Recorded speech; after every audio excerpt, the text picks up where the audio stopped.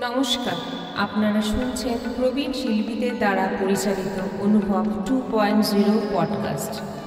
ভারত সরকারের সামাজিক ন্যায় ও অধিকার মন্ত্রকের অন্তর্গত national institute of social defence এবং মিডিয়া ফর কমিউনিটি ফাউন্ডেশন নতুন দিল্লির যৌথ উদ্যোগে নির্মিত পডকাস্ট অনুভব 2.0। অনুভবের এই অভিনব ভাবনা স্রষ্টা ডক্টর আর শ্রীধর এবং পূজা মুরাদা ও আশিস তিওয়ারি তার সাথে সমন্বয়কারী। অনুভব 2.0 এই পর্বটি আপনাদের জন্য নিবেদন করছেন Calcutta metropolitan institute of gerontology. আজকে আমাদের সাথে উপস্থিত আছেন কল্পনা রয়। তিনি রেজিস্টার্ড ক্লিনিক্যাল ডায়েটিশিয়ান, 29 বছর ধরে প্র্যাকটিস করছেন পার্ক ক্লিনিক এবং বিভিন্ন প্রতিষ্ঠানে। আমি তানিয়া দত্ত, এই পর্বের সঞ্চালক। আমাদের বক্তা শ্রীমতী কল্পনা রায় প্রবীণ নাগরিকদের মানসিক সুস্বাস্থ্যের জন্য প্রয়োজনীয় খাদ্যাভ্যাস সম্পর্কে আলোকপাত করতে চলেছে।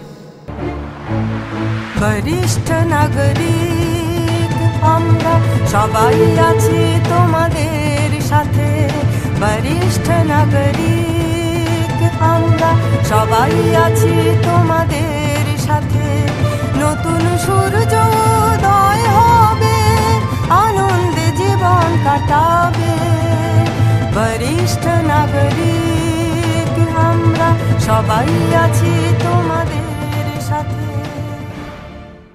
নমস্কার শ্রোতা বন্ধুরা, আমরা দেখছি যে এজিংয়ের একটা বড় সমস্যা হচ্ছে ডিপ্রেশন আর বিভিন্ন ধরনের নিউরোলজিক্যাল সমস্যা।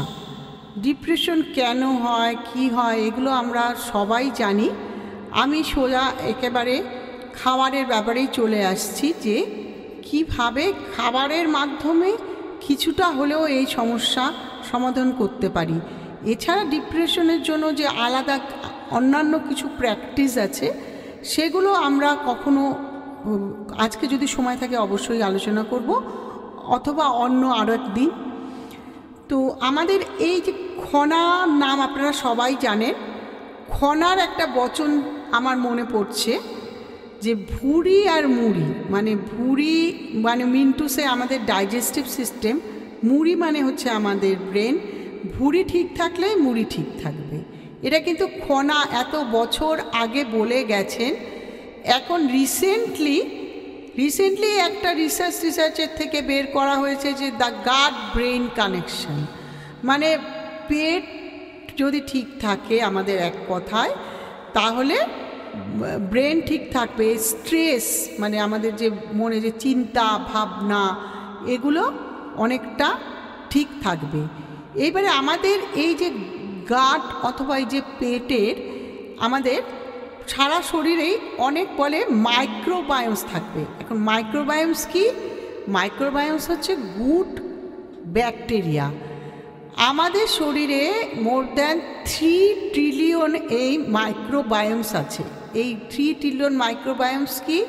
এরা হচ্ছে আমাদের শরীরের উপকারী ব্যাকটেরিয়া এবং গাটেও থাকে, এবং এদের একটা নির্দিষ্ট পরিমাণে মাত্রায় এরা থাকে। এদের যদি এই মাত্রায় থাকাটা যদি ডিসব্যালেন্স হয়, তখন কিন্তু সেটার এফেক্ট আমাদের মুড, আমাদের টেনশন, আমাদের স্ট্রেস, এগুলোর উপরেও পড়ে। সেই জন্য আমাদের এই ব্যালেন্সটা ব্যাকটেরিয়ার ইমব্যালেন্স যেটা হচ্ছে ব্যাকটেরিয়ার, গাট ব্যাকটেরিয়ার, সেটাকে ব্যালেন্স করার জন্য আমাদেরকে কিছু খাবারের কথা ভাবতে হবে। সেই খাবারগুলো কি? সেই খাবারগুলো হচ্ছে, একটাকে বলা হচ্ছে প্রোবায়োটিক রিচ ফুড। প্রোবায়োটিক কি? প্রোবায়োটিক ল্যাক্টোব্যাসিলাস ইত্যাদি বলা হয়। এগুলো দইয়ে থাকে, ফার্মেন্টেড ভেজিটেবলসে থাকে। তা এরা কি করে? এরা কিছুটা হেল্প করবে আমাদের গাট মাইক্রোফ্লোরা যেটা আছে সেটাকে মেনটেন করার। এছাড়া ডায়েটিশিয়ান বা বিশেষজ্ঞর পরামর্শ নিয়ে কমার্শিয়ালি অ্যাভেলেবেলে অনেক প্রোবায়োটিক আছে। আরও একটা, আমি এখানে কমার্শিয়ালি এই অনুষ্ঠানে আমি কমার্শিয়ালি কোনো নাম এখানে নেব না। আরও একটা বহুল প্রচলিত এরকম প্রোবায়োটিক বাজারে পাওয়া যায়, সেগুলো মাঝে মাঝে খেলে এই মাইক্রোবায়োটা এগুলোর ব্যালেন্স ঠিক থাকবে। এবার এই প্রোবায়োটিক যে এই ভালো ব্যাকটেরিয়া তাদের বাসস্থান বা তাদের জন্য বাসস্থানের জন্য কিছু খাবার দরকার, সেগুলোকে বলা হয় প্রিবায়োটিক ফুডস। এই প্রিবায়োটিক হচ্ছে গার্লিক মানে রসুন, পেঁয়াজ, কলা, হ্যাঁ, তারপরে প্রিবায়োটিক হচ্ছে সলিউবল ফাইবার সবজি তারপরে হোল গ্রেন বা সবজি ফল, এগুলো রাখতে হবে। তাহলেই আমাদের এই গাট অথবা আমাদের এই যে পেটের যে এই গুড ব্যাকটেরিয়া এদের ব্যালেন্সটা ঠিক থাকবে। এদের ব্যালেন্স ঠিক থাকলেই আমরা অনেকটা শান্তিতে থাকতে পারি। এরপরে আছে কিছু কি নিউট্রিয়েন্ট ফর কগনিটিভ হেলথ। কিছু নিউট্রিয়েন্ট আছে যেগুলো সায়েন্টিফিক্যালি দেখা গেছে যে ব্রেন সেলগুলোকে ইমপ্রুভ করে, মনটাকে কিছুটা ঠিক রাখতে সাহায্য করে। সেই খাবারগুলো কি? সেইগুলো একটাকে বলা হয়, একটু খটোমটো নাম, অথবা আজকাল খুব সবাই শুনেও থাকতে পারেন, সেটা হচ্ছে ওমেগা 3 ফ্যাটি অ্যাসিড। এটা মেনলি এমনিতে ফ্যাটি ফিশ যেমন স্যালমন, ম্যাকরেল এখানে পাওয়া যায়। এছাড়া বাদামেও কিছুটা থাকে, কিছুটা ফ্ল্যাক্সিডে থাকা যায়। এছাড়া সেই নিউট্রাসিউটিক্যালের কথা আসছে। নিউট্রাসিউটিক্যাল অবশ্যই বিশেষজ্ঞ ডায়েটিশিয়ান ইত্যাদির এনাদের পরামর্শ ছাড়া নেবেন না। এনাদের পরামর্শ নিয়ে পিরিয়ডিক্যালি নিতে পারেন, সেগুলোরও কিছু মাত্রা আছে নেওয়ার জন্য। এরপর আসছে বি ভিটামিনস। কি ভিটামিন? B6, B12 আর ফোলেট। এগুলোর যদি ডেফিসিয়েন্সি থাকে তাহলে তাদের মানে এই যে ভুলে যাওয়া মানে মেমারি লস, তারপরে ডিপ্রেশন এগুলো হতে পারে এই ভিটামিনগুলোর যদি ডেফিসিয়েন্সি থাকে আমাদের খাবারে। এগুলো কোথায় পাবো আমরা এই খাবারগুলো? এই B6, B12, ফোলেট কিছুই না, খুব সহজ। ডিমে পাওয়া যাবে, লিফি ভেজিটেবলস মানে আপনার শাককে পাওয়া যাবে, কিছু কিছু ফর্টিফাইড সিরিয়াস এগুলোতে পাওয়া যাবে। তাহলে এগুলো খাবার মোটামুটি আমাদের খাবারে থাকলে এগুলো আমরা পেয়ে যাব। তারপরে হচ্ছে কিছু অ্যান্টিঅক্সিডেন্ট। অ্যান্টিঅক্সিডেন্ট কি? এগুলো হচ্ছে ভিটামিন সি, ই, পলিফেনল বলা হয়। এগুলো কোথায় পাবো? এগুলো পাবো হচ্ছে বেরিজ মানে, তারপরে আবার এগুলো আমাদের ডার্ক চকলেট পাওয়া যায় আজকাল আমাদের এখানেও। যদি সম্ভব হয় তাহলে ডার্ক চকলেট অল্প পরিমাণে খেতে পারেন। সেগুলোতে কিছু কিছু ডার্ক চকলেট খুবই তেতো হয়, যেগুলো অসম্ভব তেতো হয়, হয়তো খেতে একটু কষ্ট হতে পারে, কিন্তু খুব পরিমাণে কম করে 1টা কিউব আর 2টো কিউব পার ডে এটা খাওয়া যেতে পারে। তারপরে গ্রিন টি, কিন্তু গ্রিন টি এরকম না যত খুশি খাবো, সারাদিন খাবো, দিনে 1বার কি 2বার, যত খুশি গ্রিন টি খাওয়াটাও কিন্তু ঠিক হবে না। কাজেই পরিমাণটার কথা অবশ্যই ভাবতে হবে। তারপর এছাড়া তো আপনার এই আরও সবজি, কালার ফ্রুটস, ভেজিটেবলস এগুলোতেও অ্যান্টিঅক্সিডেন্টস থাকে, সেগুলো রোজকার খাবারে রাখতে হবে। এই অ্যান্টিঅক্সিডেন্ট যেগুলো কী করে? Protect again oxidative stress. আর একটা খুব ভালো ভূমিকা নেয় আপনাদের এই যে আমাদের যে মেমোরি লস ইত্যাদি হচ্ছে সেগুলোকে কিছুটা পরিমাণে রক্ষা করার জন্য। এরপরের যে খাবারটা আসছে সেটাকে বলা হচ্ছে magnesium and zinc. Magnesium, zinc এই মিনারেলসগুলো হেল্প করছে রেগুলেট স্ট্রেস আর মুড। বয়স হয়ে গেলে অনেক সময় দেখবেন একটা কেমন যেন মুড সুইং হয়। এই এখন একটা কথা বলছে, এই আবার সেই কাজটা করতে চাইছে না, বা চান করতে হবে, চান করতে চাইছে না, খেতে ইচ্ছে করছে না, এখন খাবো না তখন খাবো, এই যে এইসব মুড সুইং হয়ে থাকে, এগুলোও কিছু কিছু খাবারে কিছুটা সাহায্য হতে পারে।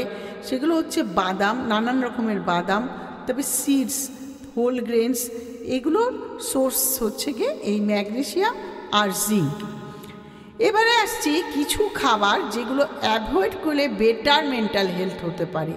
সেই খাবারগুলো কি?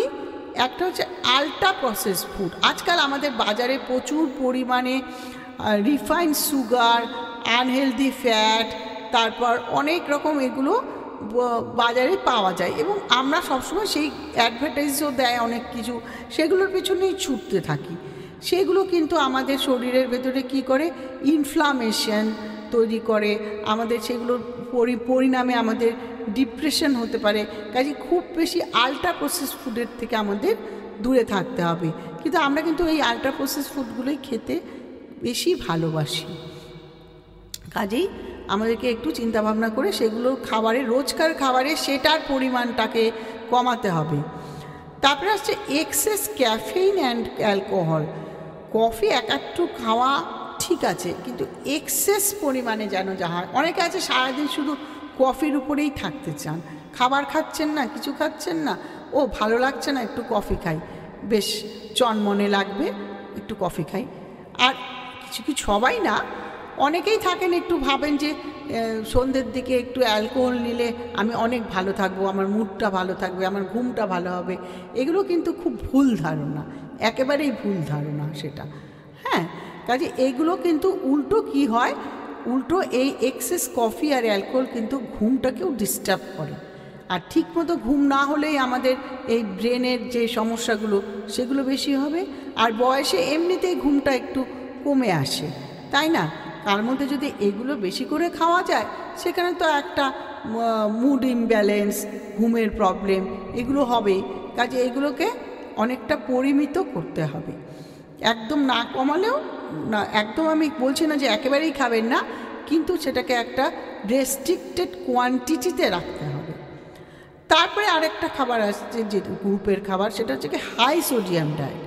এই হাই সোডিয়াম ডায়েটটা আমাদেরকে অ্যাভয়েড করতে হবে। এমনিতে তো অনেকেই আছে খাবার খাচ্ছেন, খাবারের সঙ্গে সঙ্গে যা রান্নায় নুন দেওয়া হয়েছে তারপরেও প্রায় 2 চামচ মতো নুন আবার নিয়ে, 1-2 চামচ নুন নিয়ে খাবারের সাথে মিশিয়ে মিশিয়ে খাচ্ছে। সেটা তো একদিক থেকে যেরকম হাইপার টেনশনের জন্য খারাপ, সেই রকম আবার কিছু কিছু নেগেটিভলি ইম্প্যাক্ট কগনিটিভ ফাংশনের জন্যও খারাপ। সেই জন্য খুব হাই সোডিয়াম ফুড, তবে আবার অনেক কিছু প্রসেস ফুড, প্যাকেজ ফুডেও সোডিয়াম থাকে, সেগুলোর থেকেও অ্যাভয়েড করতে হবে। তারপরে অনেক রকমের যেরকম ধরুন সল্টেড চিপসও প্রচুর পরিমাণে খাওয়া। অনেকে আছে হয়তো প্যাকেটের পর মুড ভালো লাগছে না, প্যাকেটের পর প্যাকেট শুধু ওই খেয়ে যাচ্ছেন, চিপস খেয়ে যাচ্ছেন, তার সঙ্গে অনেকটা সল্টও চলে যাচ্ছে। তো এগুলো ভাবতে হবে। তারপরে আসছি আমি কিছু ব্রেন বুস্টিং সলিউশনে। হেলদি ফ্যাট যেমন অলিভ অয়েল, নাটস, এগুলো লিন প্রোটিন যেরকম মাছ অ্যান্ড বাদাম, তারপর আপনার ডাল, এগুলোতে এসেনশিয়াল অ্যামিনো অ্যাসিড আছে, সেগুলো এগুলো লিন প্রোটিন সোর্স হিসাবে ভালো কাজ করবে। এর আগেও আমি অনেকবার বলেছি, বারবার বলছি, সেটা হচ্ছে colourful fruits and vegetables. This offer us spectrum of antioxidants and fibre. এগুলোর মধ্যে যেরকমভাবে অ্যান্টিঅক্সিডেন্ট আছে, তার সঙ্গে সঙ্গে ফাইবারও আছে। Limited red meat and process food. এই রেড মিট আর প্রসেস ফুডটাকে যতটা সম্ভব কমানো যায়, ঠিক আছে? এগুলো করতে হবে। আর আমি কিছু প্র্যাকটিক্যাল টিপস দিচ্ছি ব্রেন হেলদি ডায়েটের জন্য। সেটা হচ্ছে স্টার্ট স্মল, মানে অল্প অল্প করে বারবার খাওয়া। হ্যাঁ, তারপর প্ল্যান অ্যাহেড, প্রিপেয়ার ব্যালেন্স মিল, যেরকম সব রকম খাবার থাকবে একটা খাবারে। স্টে হাইড্রেটেড, এমনি তো জল খাবই, আর গরমকালে আমরা একটু যদি ডাব খাওয়া যদি পসিবল হয়, অথবা জলের মধ্যে কারো যদি সেরকম সমস্যা না থাকে, একটু লেবু চিপে দিয়ে সেটার মধ্যে একটু পুদিনা পাতা দিয়ে, এগুলোই কিন্তু ডিটক্সও বলা হয় এগুলোকে। কাজে এগুলো খেলেই তারা হাইড্রেটেড থাকা যাবে। তারপর অনেক সময় একা একা খেতে ভালো লাগে না, মাঝে মাঝে 2-4 জন বন্ধুদেরকে ডেকে একসঙ্গে সোশ্যাল মিল খাওয়া, ইটিং ইন এ কমিউনিটি। হ্যাঁ, সেটিং ইমপ্রুভস মুড, এটা মুডটা ঠিক করে। দেখবেন অনেকের সাথে একসাথে বসে খেতে একটু মনটাও ভালো লাগে। এটা একটা প্রসেস ভালো থাকার জন্য। তারপরে আপনার যদি সেরকমভাবে আরও কিছুর প্রয়োজন হয়, তাহলে আপনাকে একটু প্রফেশনাল কোনো ডায়েটিশিয়ান, যারা আপনাকে টেইলার্ড ডায়েট প্ল্যান দেবে, তাদের সাথে পরামর্শ করতে পারেন। এবং আমি কনক্লুশনে বলছি যে diet plays a fundamental role in maintaining mental health. ভালো থাকুন, সুস্থ থাকুন। আপনাদের আবার স্বাগত জানাই অনুভব 2.0-তে। প্রথমেই আমাদের বক্তাকে ধন্যবাদ জানাই তার গুরুত্বপূর্ণ তথ্য আমাদের শ্রোতাদের সাথে শেয়ার করার জন্য। এই পর্বটি রেকর্ড ও সংরক্ষণ করা হচ্ছে CMIG স্টুডিওতে। এই প্রতিষ্ঠানটি গত 3 দশক ধরে প্রবীণ নাগরিকদের সেবার উদ্দেশ্যে কাজ করে আসছে। আমি আন্তরিকভাবে ধন্যবাদ জানাই CMIG কর্ণধার ডক্টর ইন্দ্রাণী চক্রবর্তী এবং আমার সহকর্মী ঈপ্সিত চক্রবর্তী ও পারমিতা দাসকে। অসংখ্য ধন্যবাদ জানাই শ্রোতাদের শেষ অবধি আমাদের সাথে থাকার জন্য। আশা করি আপনারা এই অনুষ্ঠানটি উপভোগ করেছেন। ভালো থাকবেন এবং পরবর্তী পর্বের জন্য অপেক্ষা করুন।